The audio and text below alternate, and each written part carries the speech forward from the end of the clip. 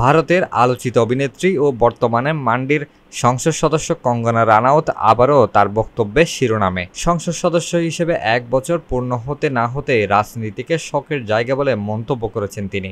কঙ্গনার বক্তব্য ঘিরে রাজনৈতিক ও সামাজিক অঙ্গনে আলোচনা চলছে জোরে সোরে।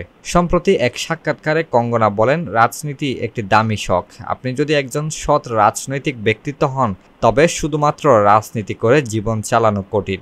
সংসদ সদস্য হিসেবে যে বেতন দেওয়া হয় তা একজন সাধারণ জীবনের খরচ মেটাতে যথেষ্ট নয়।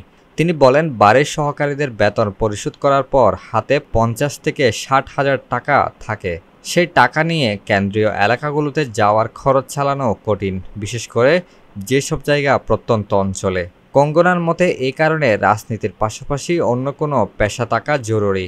অনেক সংসদ সদস্য আইনজীবী কিংবা ব্যবসায়ী, সেটাই যৌক্তিক বলেন তিনি।